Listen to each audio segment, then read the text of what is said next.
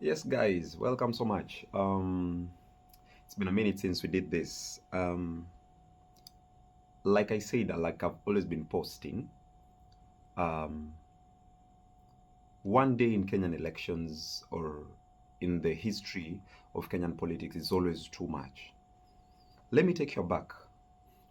Just recently, when you had the elections in 2000 and 2022, at one point we saw the Raila's Uhuru's handshake, but with the rhetoric that was then during the 2022 elections, you will never have even thought that at one point that Raila and Ruto will probably work together.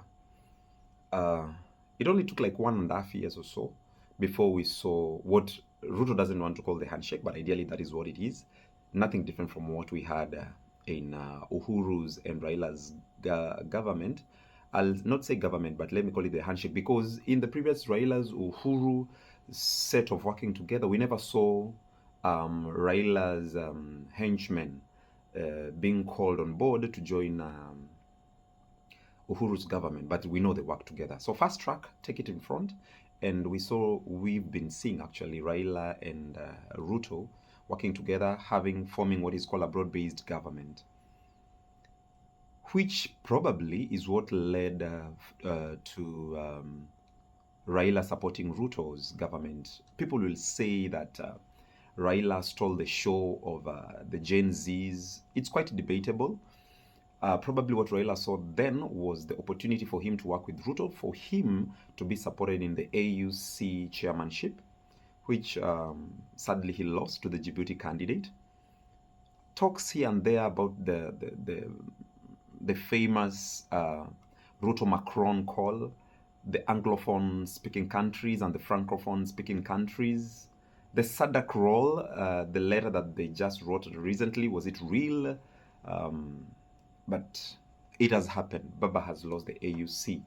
And like I always say, and I'll still say, Baba the enigma of Kenyan politics, the father of democracy in Kenya, at 80 years old is not someone you can always write off. We know Baba, he has camouflaged in very many occasions when people thought he's out. So then what are the chances for Baba moving forward? One, retirement. Will Baba retire? If he took his energy to Africa, are we sure that Baba is going to retire? There's talk of Bondo. There is talk of Capitol Hill.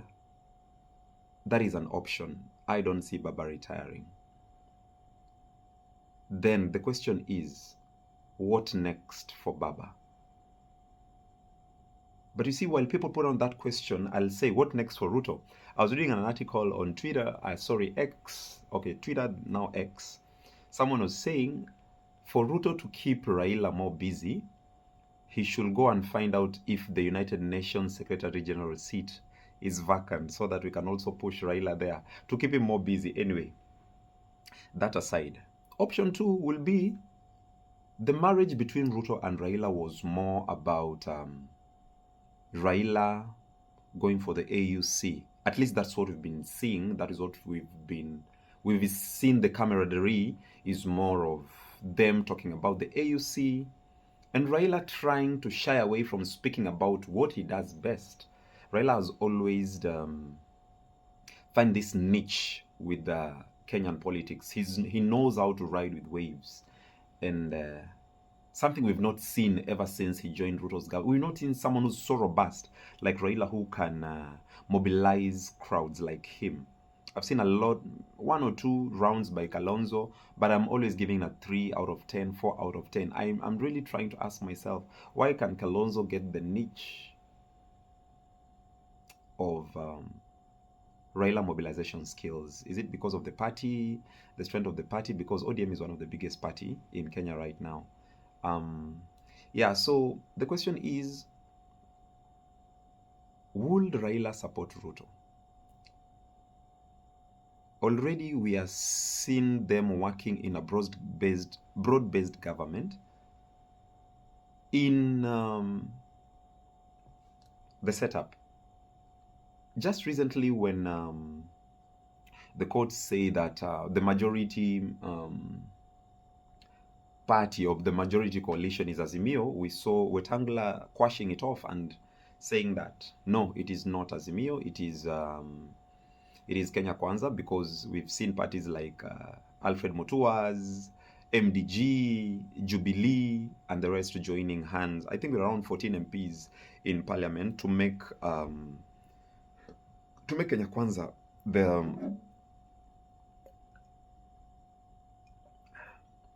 the majority party or alliance in the parliament. So now question is, will Raila support Ruto's candidature? A question that Raila cannot come out very clean and say it out. But Kenyan politics being Kenyan politics, 2 years away, you can't take, you can't really say the angle Baba is going to take. Be sure when Raila is going to come back from the AUC, there'll be a lot of jubilation, there'll be a lot of welcomings. We've even seen, before Raila went for the AUC election, someone advised Rigathi Gachagua about the tone he needs to use when he's addressing his followers, probably on Twitter and social media spaces, and when he's doing his rounds around Wamunyoro and the mountain region. He wrote a very good post on Twitter. Sorry, X. I'm used to Twitter. Him praising the enigmatic Baba. That is not something you're going to take away. But it's very smart. If you only read the post, no, there is something deeper in it. To me, I'm feeling like Gachagua is now appealing to Raila's constituents, the followers. If you read it deeply, there is a way in which he is not calling him ule mtu wa kuzunguka hapa na hapa. And I said it in one of my Facebook posts that the moment Raila was going to lose at the AUC, and someone like Rigathi says, si Ruto alikuwa busy sana akimkampenia huyo mtu wake, na sasa wameshindwa wote wawili. The moment that starts coming from Rigathi Gachagua, it's a loss for any person who's going to coalesce with Rigathi Gachagua. Baba's followers are very emotive, very, very emotive. They may not support their candidate broadly and widely, but deep down, they are very emotive. Most of them, they may not support Raila being in Ruto's government, but deep down, they still listen to Baba. I saw the celebrations in Kondele, but take Raila back to them and he speaks to them and tell them, let us join Ruto. We are assured of forming the next government. He will lose some constituents, but I can bet Baba will not lose 100% of his constituents. The way Ruto is losing the mountain. I've not said lost. The way Ruto is losing the mountain. That is if Baba decides to support Ruto. He'll go back to the people. Option 3, option 1 was Raila retiring. Option 2 was Raila backing up Ruto. Option 3, will Raila go back to the basics of I am the party leader of Azimio? What am I saying? Will Raila stand by as a possible candidate in 2027? How? Raila could find the niche in the popularity of Ruto has gone down. Economically, Ruto is not doing good.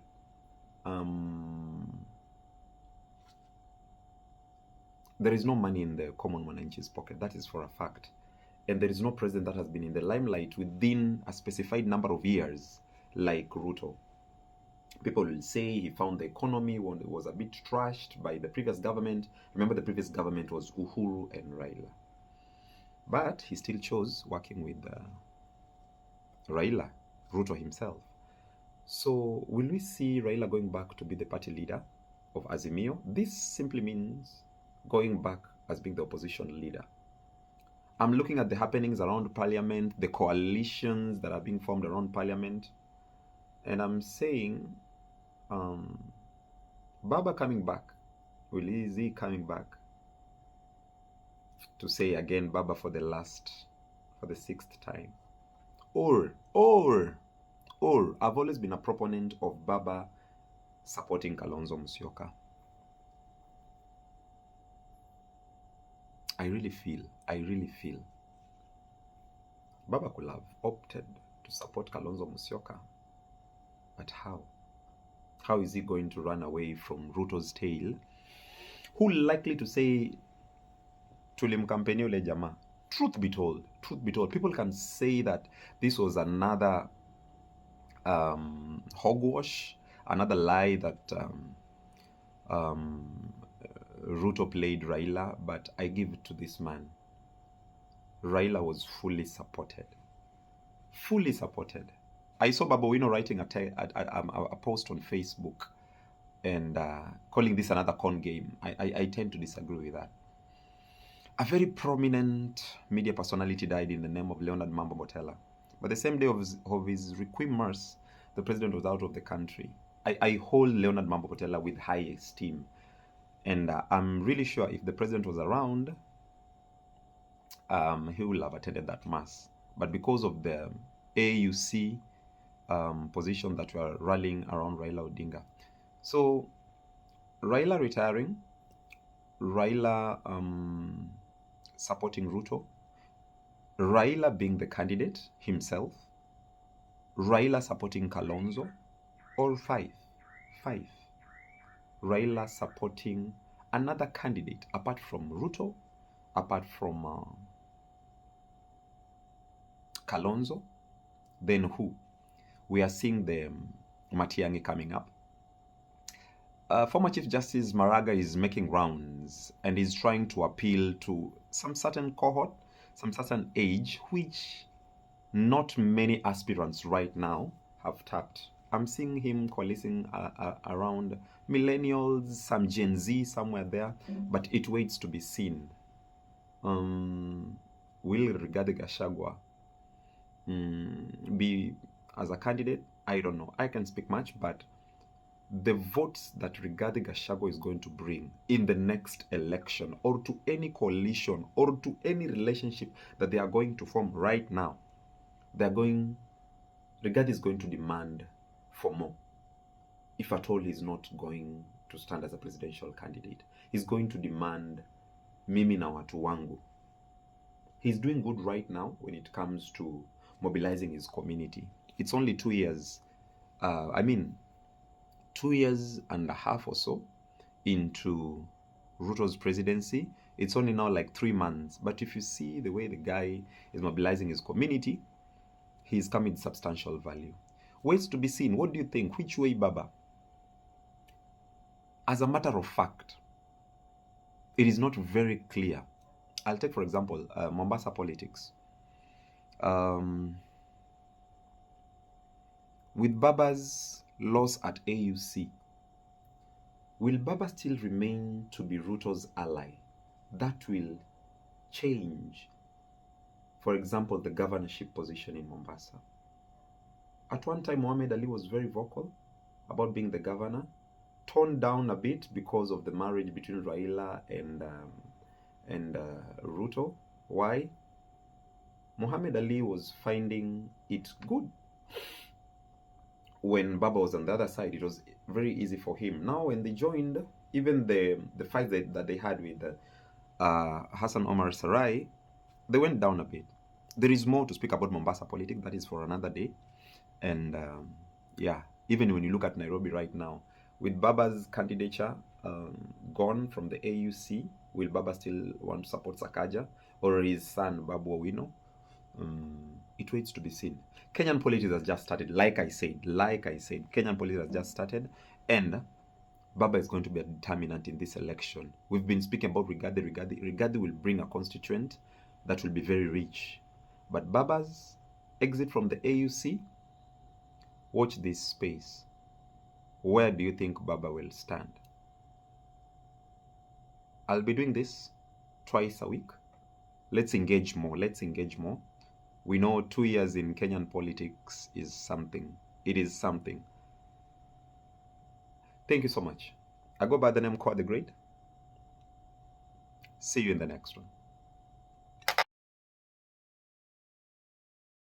The dynamics of electing leadership for Africa Union are not always in sync with good campaigning. That's why there's only been one non-Muslim leader of African Union, the lady from South Africa. You can't say that Francophone Africa campaign is better. The other dynamics are beyond the energies and resourcing of campaigns by the countries sponsoring candidates. What's at play? There are many different things. One, I've been told, I've promised otherwise, but traditionally, and I've seen this in the UN system where I worked for 8 years, Francophone Africa votes as a bloc when there's an election. And it's extremely difficult normally for Francophone Africa to vote as a bloc for a non-Francophone speaker if and when there is a Francophone speaker, French speaker among the candidates. Right. That's an important dynamic. Number two, there's a very large constituency of Muslim states or Muslim majority states on this continent.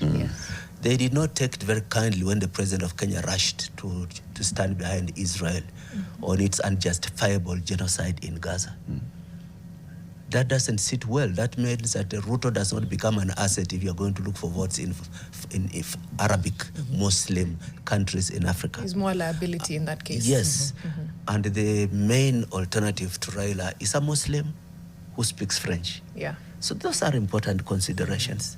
Number three, the Anglophone vote has been split. You remember SADC, which has a candidate from Madagascar, has apparently thrown its weight behind the candidate from Djibouti. And when Ramaphosa makes that statement, he's speaking for more than South Africa.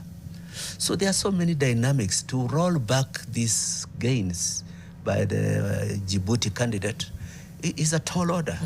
I know that Baba has done his best. I don't know how well it will work. Yeah.